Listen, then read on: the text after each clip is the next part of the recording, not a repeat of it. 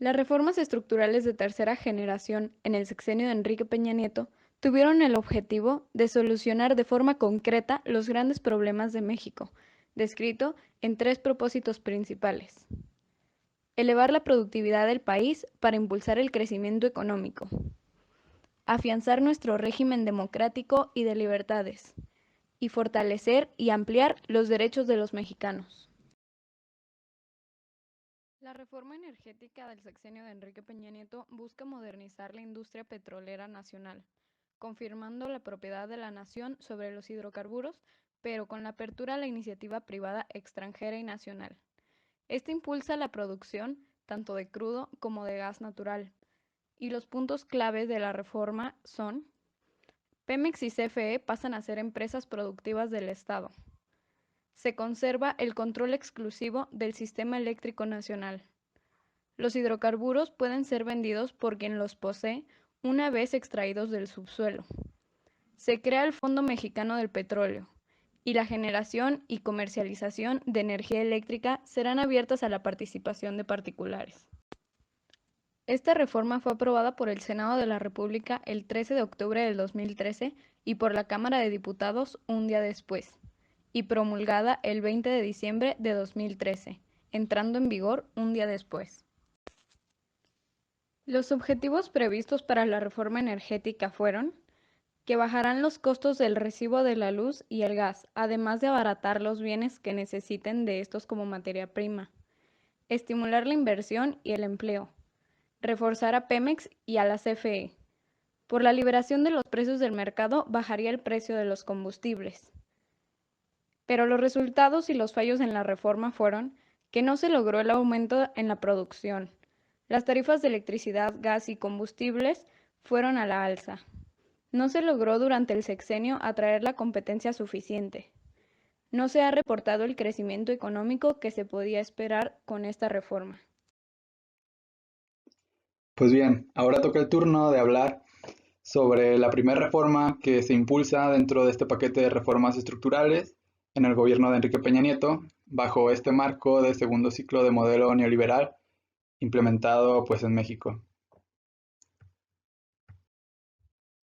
Pues bien, como ya lo dije anteriormente, es la primera en impulsarse y pues lo corroboran las fechas, ¿no? Si notamos en sus fechas de aprobación, tenemos que esta es aprobada el 13 de diciembre del 2012 por la Cámara de Diputados y el 20 de diciembre por la Cámara de Senadores, prácticamente días después de que asume la presidencia de la República el licenciado Enrique Peña Nieto, y pues a su vez es promulgada y entra en vigor meses después de que toma posesión como presidente de la República. A continuación se presentan de manera rápida y generalizada los objetivos que perseguía la implementación de esta reforma educativa. Los podemos identificar a través de dos puntos. El primero de ellos resulta bastante evidente, es el de elevar la calidad de la educación. Esto a partir de estándares internacionales, que bueno, también resulta lógico si seguimos el discurso de una implementación de un paquete de reformas estructurales bajo un marco de un modelo económico de corte neoliberal. Al mismo tiempo, esta mejora en la calidad educativa se va a llevar de la mano con la creación de un sistema profesional para asignar los puestos en el magisterio, lo que nos lleva a nuestro segundo punto, que es el de reducir la interferencia de los sindicatos, estos sindicatos que tenían gran poder en tanto a la asignación de plazas para poder ser profesor. Esto pues nos resulta muy familiar a todos. Sabemos que incluso existía un mercado de plazas, que las plazas se heredaban. Entonces uno de estos objetivos que persigue la reforma educativa, o que persiguió la reforma educativa implementada en el gobierno de Enrique Peña Nieto, era el de pues reducir toda esta interferencia y este poder que tenían los sindicatos. También puede ir por el lado de que los sindicatos se encontraban ya altamente politizados y influían sobremanera en la forma en que se hacía política en el país. Ahora pasamos al lado de los beneficios que se planeaba que traería la implementación de esta reforma. El primero de ellos, pues, es bastante general: fortalecer la educación pública en la forma en que ya estaba estipulado de manera constitucional que tenía que ser ofertada, ¿no? De manera laica y gratuita. Al mismo tiempo, el segundo punto nos toca el tema de la equidad, una mayor equidad en el acceso de la educación de calidad. Aquí empezamos a ver que se incluyen temas de equidad en la agenda política y pues evidentemente de forma particular en el tema educativo. El punto número 3 nos habla de fortalecer las capacidades de gestión dentro de las escuelas. Es un tema muy recurrente que se irá tocando dentro de esta reforma educativa, el tema de autonomía y de autogestión de los centros educativos. Resulta de gran importancia también. Es, desde mi perspectiva, también un eje central dentro de la reforma. El punto número 4 nos habla de los derechos laborales, la implementación de servicios profesionales y de instituciones que puedan guiar a los maestros o los puedan orientar en tanto a conocimiento y hacer valer los derechos laborales de los cuales cuentan, de los cuales gozan. En el siguiente punto, el punto número 5, a partir de una identificación de los padres de familia como corresponsables de la educación de sus hijos, se busca otorgarles una mayor participación a partir de un mayor involucramiento en la toma de decisiones dentro de los planteles educativos a los que asisten sus hijos. Pasando al siguiente punto, se nos habla de un beneficio a partir de una mejor formación y desarrollo del profesional del magisterio, que bueno, lo podemos pensar a partir de la implementación de evaluaciones a los empleados de la educación para asignarles sus puestos de trabajo, así como promociones. Al mismo tiempo, como veremos más adelante, todos estos cursos que se van a poner a disposición de los mismos para que mejoren su nivel profesional. En el siguiente punto, el punto número 7, pues igual nos vuelven a mencionar los derechos laborales concernientes al magisterio. Para finalizar, el punto número 8 nos habla de un beneficio a partir de una mejora en los contenidos educativos, en pro de todos los estudiantes.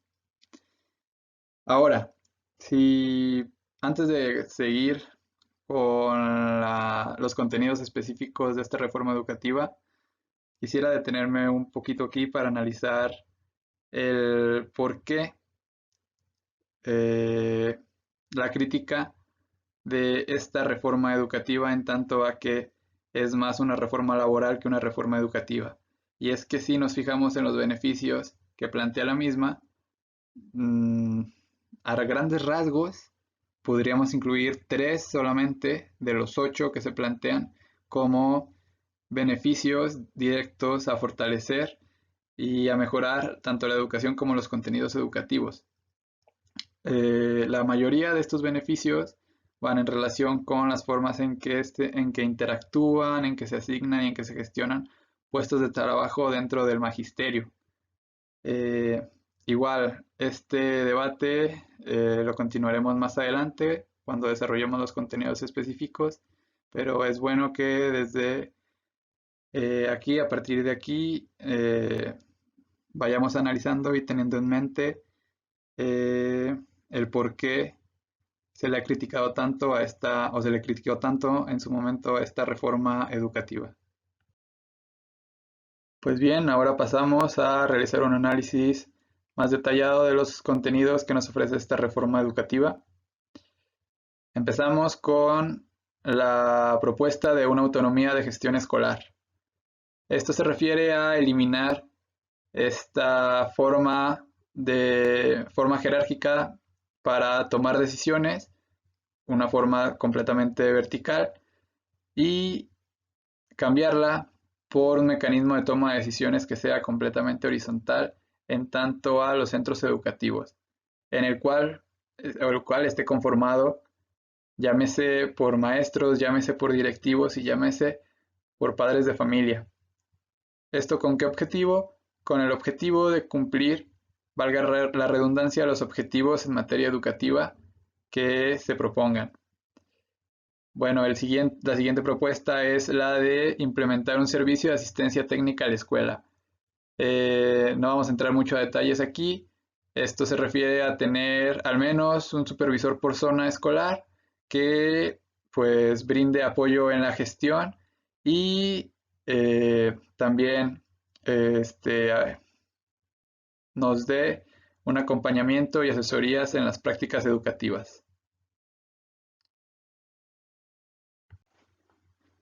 El siguiente contenido, como ya se había mencionado antes, hace referencia a la participación de los padres de familia dentro de la toma de decisiones en los planteles educativos, así como la posibilidad de poder proponer ante los contenidos educativos que se presenten a partir de identificarlos como corresponsables de la educación de sus hijos. El siguiente contenido, a pesar de ser, o bueno, está expresado en una forma bastante general, se refiere a poder medir la fortaleza y la eficacia de las administraciones de los centros educativos. Esto pues, se va a realizar a partir de la creación de instituciones, de institutos que nos proporcionen las herramientas necesarias para poder medir esta eficacia y eficiencia. Y pues bueno, el siguiente punto, el siguiente contenido es referente a los sistemas de información y de gestión escolar. Lo que se busca es reducir todas estas cargas administrativas, tanto para maestros como directivos. Al mismo tiempo se busca establecer una comunicación fluida entre ambos y pues va de la mano con lo que mencionábamos acerca de la autonomía en la gestión escolar y de este mecanismo de toma de decisiones que sea totalmente horizontal. El contenido número 6, referente al servicio profesional docente, nos habla que el ingreso a la docencia debe de darse a partir de la demostración del mérito. El mérito juega el papel central en la asignación de nuevas plazas para poder impartir la profesión de docente. Esto se va a dar a partir de las evaluaciones dentro de los concursos de oposición. De esta manera se elimina completamente la práctica de heredar plazas o de adquirirlas dentro del mercado de plazas que se había establecido. Ahora, pasando a las promociones, igual, el mérito será el criterio central para poder optar por obtener una promoción dentro del magisterio. Y pues bueno, esto sustituye al de carrera magisterial. ¿Qué quiere decir esto? Que pues ya no importa qué tanto estés dentro del magisterio o incluso qué influencias puedas tener dentro del mismo. De nuevo, el mérito es el criterio central para poder optar por promociones. Yendo al reconocimiento, en el punto número 8 de los contenidos de esta reforma educativa, pues igual, todos aquellos que destaquen en los concursos de oposición podrán optar por ocupar cargos temporales de mayor importancia y pues bueno, dependiendo de ciertas determinaciones, estos cargos podrían pasar de temporales a permanentes.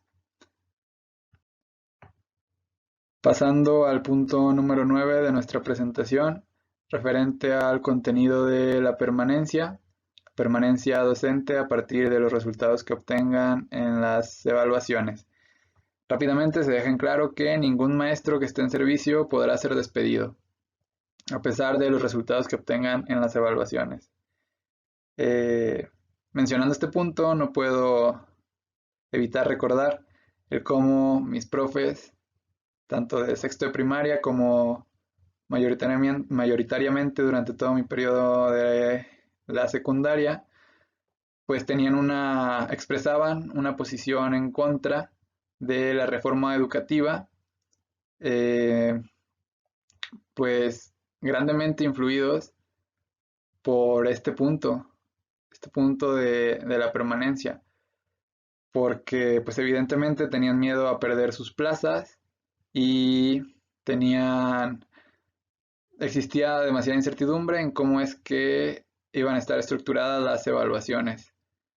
Se podía sentir la inconformidad en la masa magisterial y pues específicamente este punto de la permanencia, no tanto el de promoción y el de ingreso dentro de las gestiones del profesional docente del sistema educativo en México, es el que genera un mayor descontento y pues el que le gana muchos detractores hacia la reforma educativa.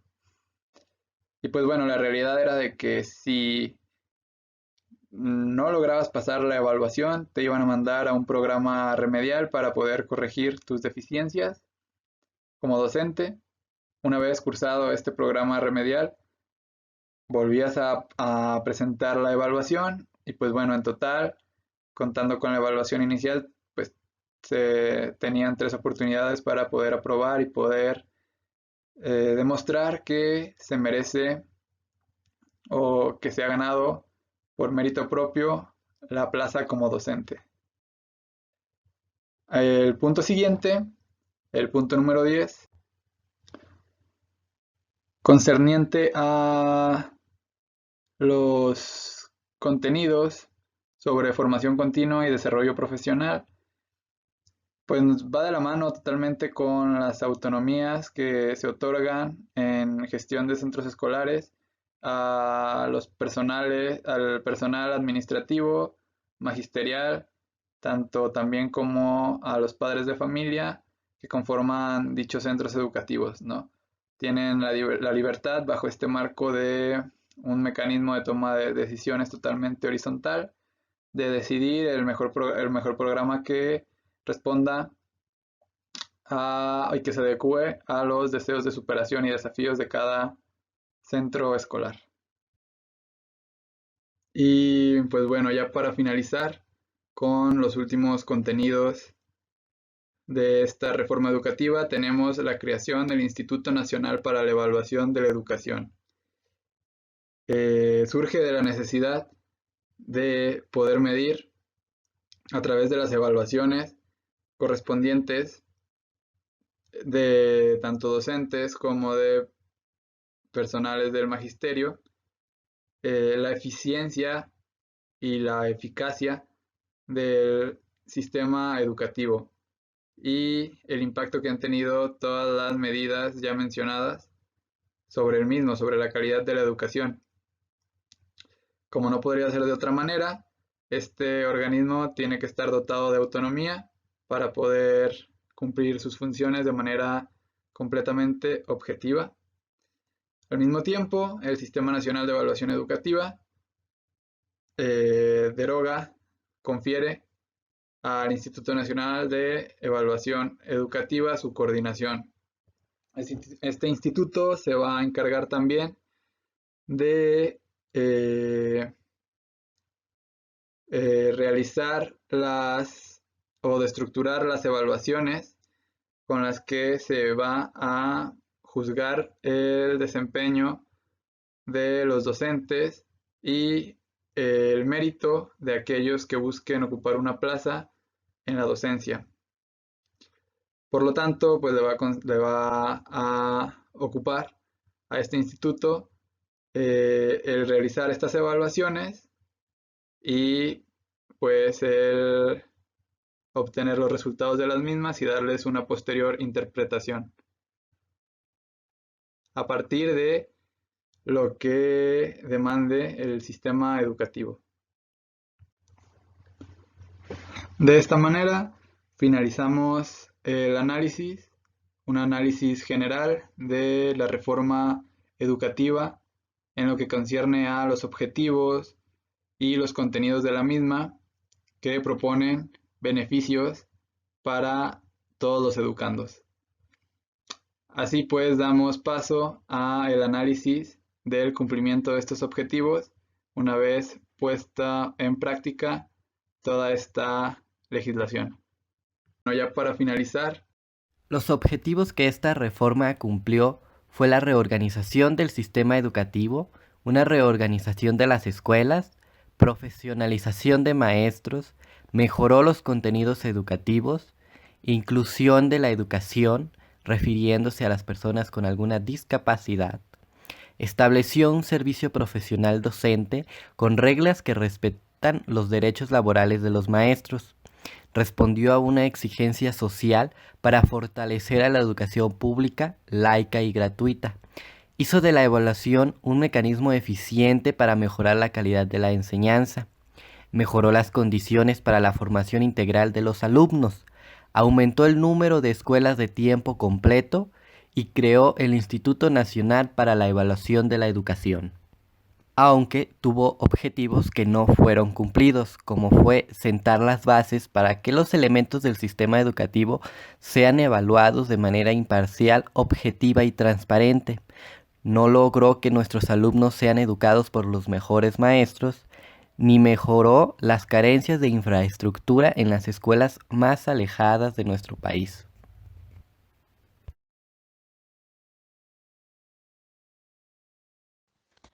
Reforma de telecomunicaciones. Se busca realizar cambios para establecer los fundamentos para crear una nueva arquitectura jurídica, institucional, regulatoria y de competencia en el sector de las telecomunicaciones y de la radiodifusión. Esta reforma se ha considerado la más exitosa del sexenio del presidente Enrique Peña Nieto. Esta reforma fue aprobada el 30 de abril del 2013 y promulgada el 11 de junio del 2013. Entra en vigor un día después. Su objetivo es fomentar la competencia efectiva como mecanismo para la maximización del bienestar del consumidor. Objetivos previstos. Bajará el precio de los servicios de telecomunicaciones. Apertura al aumento de competencia efectiva. Permitir la inversión extranjera en telecomunicaciones 100%. Eliminar tarifa de larga distancia. Conectividad en sitios públicos. Intervención regulatoria. Integración del Instituto Federal de Telecomunicaciones. Fallos en la reforma. No se diseñaron políticas para el acceso a las telecomunicaciones como un derecho. No se logró la cobertura de estos servicios públicos gratuitos. Ha sido insuficiente para equilibrar la competencia efectiva en el sector.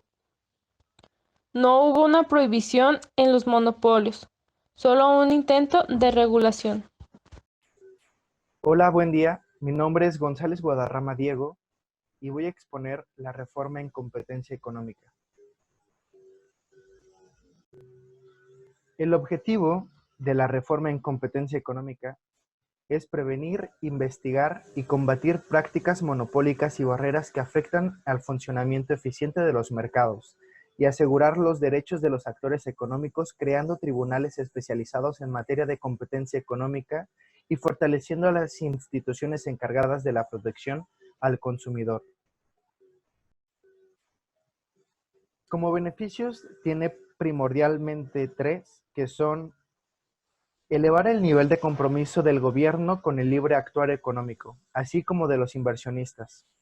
El número 2 es dar blindaje a las decisiones técnicas de los vaivenes asociados con la democracia. Y el número 3 es ayudar a eludir la responsabilidad de decisiones que no aportan beneficios políticos. Los contenidos de esta reforma son 5 y es aplicabilidad, Comisión Federal de Competencia Económica, tribunales especializados en materia de competencia económica, facultades de la Comisión Federal de Competencia Económica y fortalecimiento del esquema de sanciones. Aplicabilidad.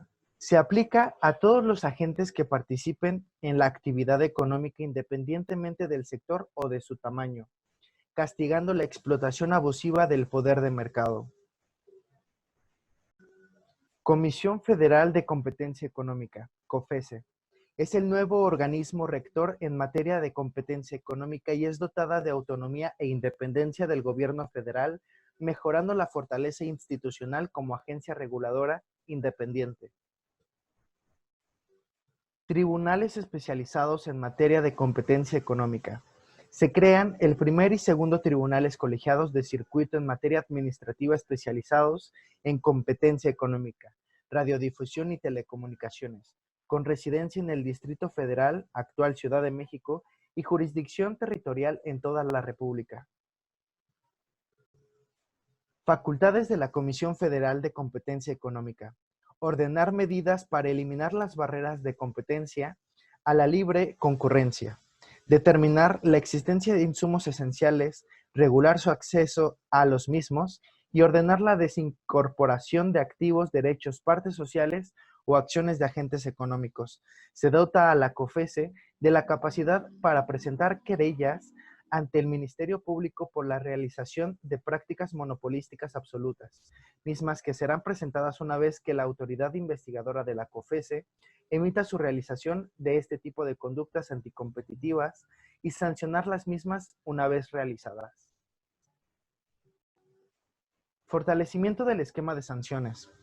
Inhabilitación para ejercer como consejero, administrador, director, gerente, ejecutivo, agente representante o apoderado en una persona moral hasta por un plazo de 5 años y multas hasta por el equivalente de 200,000 veces el salario mínimo diario vigente para el Distrito Federal, actual Ciudad de México.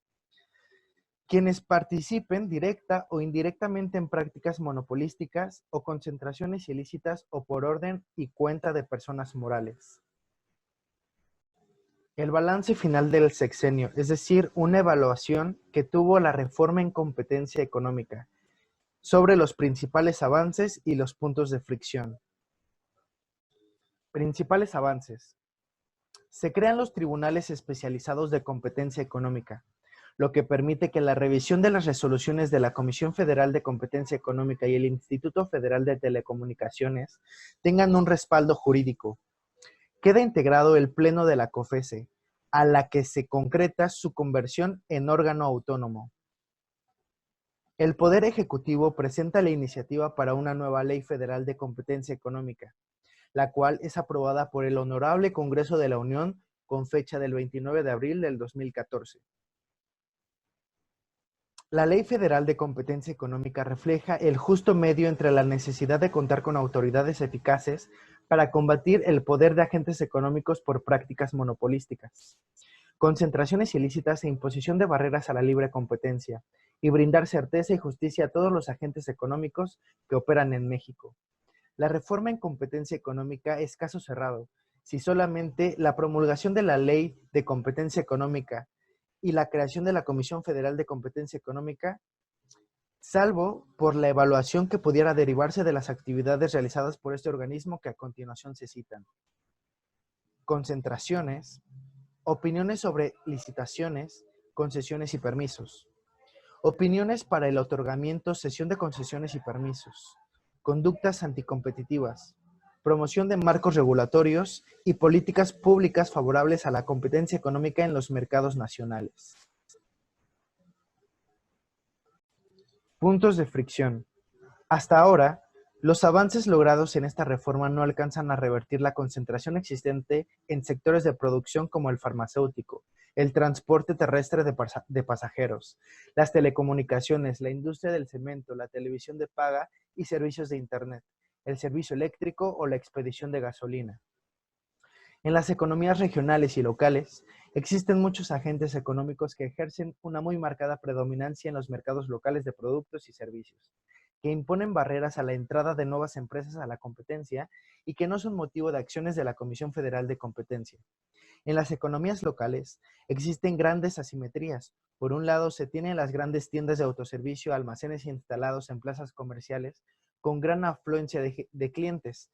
En el otro extremo, el comercio pequeño que vende al menudeo y que pretende lograr mayores economías de escala En un escenario tan dispar es necesario crear fórmulas para incentivar la competencia a través de modelos de negocios bien estructurados que contemplen una buena segmentación de mercado, una buena estrategia de precios y costos y hacer el mejor uso de su capital de trabajo para así garantizar la sustentabilidad del negocio. Dado lo anterior, la Comisión Federal de Competencia debe asumir facultades institucionales para fomentar la competitividad de los pequeños negocios. Esta acción dará cumplimiento a uno de los beneficios ofertados en la reforma, que consiste en ayudar a eludir la responsabilidad de decisiones que no aportan beneficios políticos. Para concluir, me gustaría destacar que esta reforma tiene propósitos positivos, porque como todos sabemos, si promovemos la competencia económica, promovemos mejores precios, promovemos mejores productos y servicios de calidad, de higiene, y a pesar de que no se han logrado en la mayoría de las acciones los objetivos principales, la verdad, siento que el generar una institución autónoma del gobierno que sea un contrapeso a libre mercado es algo muy positivo, porque es necesario recalcar que entre más exista competencia económica, existirá un mejor desarrollo económico. Mi nombre es González Guadarrama Diego. Muchas gracias por escucharme. Gracias por darme la oportunidad de exponer la reforma en competencia económica, una de las 11 reformas que presentó Enrique Peña Nieto durante su sexenio. Y pues gracias. Hasta luego.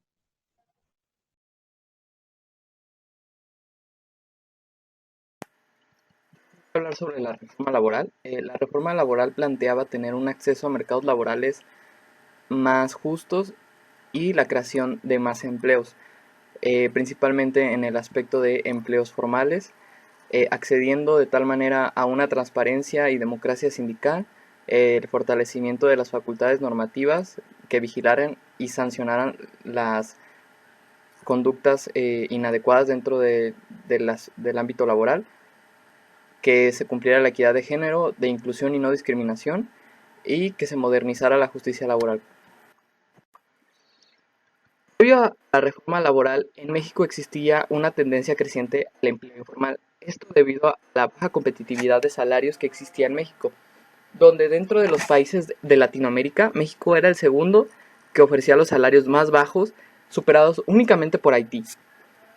Esto llevó a que en 2012 el presidente Felipe Calderón llevara al Congreso de la Unión una iniciativa de reforma laboral. Esta reforma tenía como objetivos a exivilizar el mercado de trabajo y desincentivar la informalidad y facilitar el desarrollo de los profesionistas.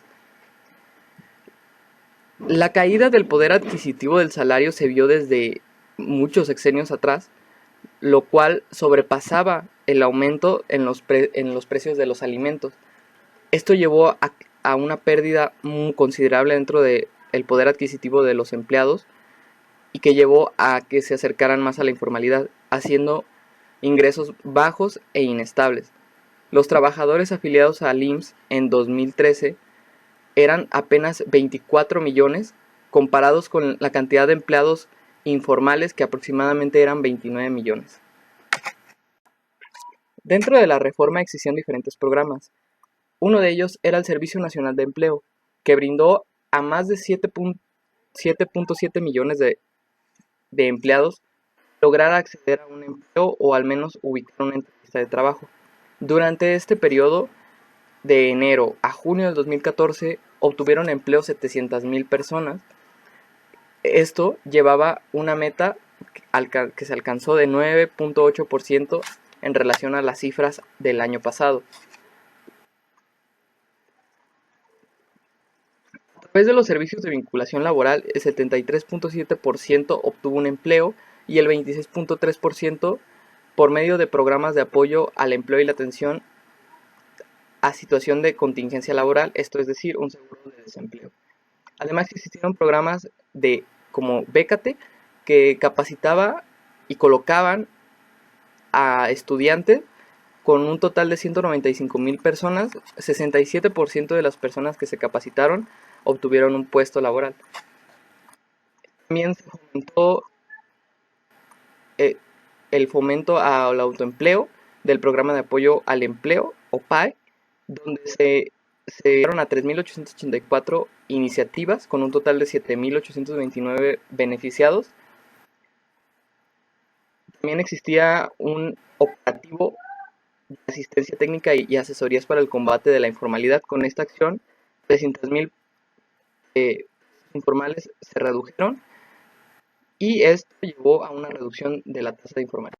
Dentro de los resultados de esta reforma podemos observar que el gobierno mantuvo control sobre los sindicatos, lo cual representa una carga burocrática mayor en la resolución de conflictos laborales. Sin embargo, existió una entrega de la justicia social al Poder Judicial, es decir, crearon parte de los tribunales federales de conciliación y arbitraje, aumentaron en número y se destinó mayor número de casos en entornos laborales a estos, lo cual llevó a que hubiera una mayor reducción de la informalidad, y esto propiciado por un aumento de los contratos colectivos del trabajo con una flexibilidad mayor, es decir, los empleados podían acceder a trabajos más flexibles donde no tenían que cumplir la jornada completa o donde se les permitía asistir en determinados días. Ahora bien, sí se debilitaron los mecanismos conciliatorios entre empresas y trabajadores, ya que los procesos se volvieron más económicos para los trabajadores, ya que se resolvían más rápido por la apertura de tribunales que hacía una doble instancia de resolución, lo cual permitía llevar más casos al mismo tiempo. Existía además la continuación de la Secretaría de Trabajo y Previsión Social sobre la instancia que aprueba y reconoce sindicatos, es decir, los sindicatos estaban sujetos todavía a instancias gubernamentales que tenían que responder, no eran autónomos en su totalidad. Además, existió una mayor capacidad para generar empleos, 3 millones en la presente administración, es decir, en la administración de Peña Nieto, con no mejores salarios, pero sí más prestaciones, y que permitían un mejor poder adquisitivo e incentivaban la disminución de la brecha de género. Dentro del informe de la Secretaría del Trabajo en relación a la reforma laboral, se destacó la importancia de alejar a los niños del ámbito laboral para que pudieran prepararse y ser personas más capacitadas dentro del entorno, por lo cual se llevaron a cabo la tipificación del empleamiento de menores de 15 años como crimen, agregar un año a la edad mínima para poder trabajar, es decir, pasaron de 14 a 15 años, se crearon programas que incentivaban la educación como diplomados y carreras técnicas dentro de CECATI y CONALEP, además de crear programas como MEMS, Experimenta, Empleate, Mi Primera Empresa, entre otros, que apoyaban la preparación de jóvenes y personas mayores que se querían añadir al mercado laboral y que con esto tenían habilidades para poder adquirir un mejor puesto y mejores salarios. Uno de los puntos importantes dentro del informe de la Secretaría del Trabajo en relación a la reforma fue que se creó la paz laboral, que permitía enfocar los esfuerzos de los trabajadores a aspectos laborales que aumentaban la productividad. Es decir, uno dejaba de preocuparse por todo el aspecto de las prestaciones laborales y lo que implicaba un salario no era justo, haciendo que las personas aumentaran su productividad, ya que no tenían que recurrir a diferentes esquemas para poder abastecer el suministro básico de alimentos, salud o educación, dependiendo de la situación del empleado. Además, dentro de las capacitaciones y los programas mencionados anteriormente, se permitió a personas con discapacidad y personas mayores entrar al mercado laboral, lo cual generó mecanismos de inclusión y que fortaleció la calidad de vida de estas personas e influenció en la creación de empleos. Y aumentó además también la productividad de estas personas dentro del mercado laboral. Dentro de otros resultados, la reforma no creó normativas por un trabajo digno y socialmente útil. Estaba un poco suelto o flojo el tema del outsourcing, ya que permitía a las empresas pedir obligaciones como el reparto de utilidades o el pago de algunas prestaciones de ley. De acuerdo al INEGI, en 2017 se sumaron 560,000 trabajadores a este esquema, con un porcentaje de 4.3% mayor en las industrias automotrices, metálica y de plásticos, es decir, zonas de alto riesgo donde es requerido un seguro de trabajo. En 2017, para tratar de corregir este problema, presentó dentro de la Cámara de Diputados iniciativas para poder hacer frente a esto, al hacer más exhaustiva la regulación de las operaciones de evasión de impuestos, que se derivaba esta figura de subcontratación, es decir, el outsourcing, en la Ley de Impuestos sobre la Renta, que bueno, ya arregla en cierta medida el problema del outsourcing. Otro punto de los resultados es que se avanzó en la creación de instituciones, el Instituto Federal de Conciliación y Registro Laboral, que preveía a las personas dentro de las demandas laborales para tratar de conciliar las diferencias entre los factores de producción, así como realizar las tareas de registro de contratos y sindicatos laborales. Además, se implementó la propuesta de un seguro de desempleo en favor de los trabajadores ya afiliados al IMSS con contratos indeterminados o afiliados temporales o por obra determinada, es decir, todavía el esquema del outsourcing quedó más flojo porque estas personas carecían de un seguro de desempleo, lo cual esta medida o la reforma querían ajustar. Dentro del informe de la Secretaría del Trabajo sobre la reforma, llevó a cabo el punto más importante, que fue los inspectores, en relación a que se aumentaron la cantidad de auditores que iban a las empresas para poder asegurarse que existiera un empleo digno y que se llevaran todas las condiciones de seguridad y las prestaciones indicadas para los trabajadores. Esta medida llegó a que se combinaran las medidas de contratos temporales, facilitando el uso de contratos temporales por parte de las empresas de forma correcta y acorde con los puntos planteados sobre trabajo justo y flexible.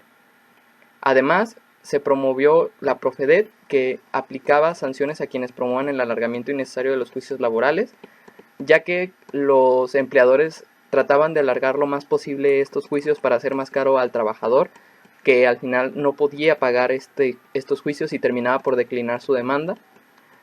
Además, hubo una más rápida y eficiente resolución de los casos de conflictos laborales.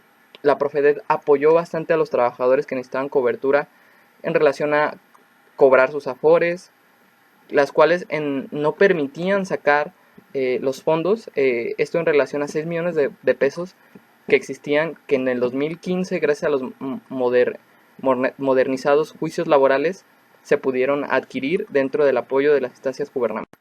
Y bueno, los fallos en la reforma fueron claros. No revertía las condiciones de precarización salarial, es decir, no aumentó porcentualmente en relación a los índices de precios como lo esperado, no asumió un aumento del poder adquisitivo, además de no garantizar el aumento en la productividad laboral, ya que no había un incentivo dentro de los salarios, y por el contrario, solo aumentó las ganancias de capital, ya que se favorecían de desincentivar el empleo informal. Las personas tenían que entrar al mercado laboral y por ello tenían que aceptar salarios bajos. El límite a los salarios caídos durante los juicios laborales obra en contra de los intereses de los trabajadores.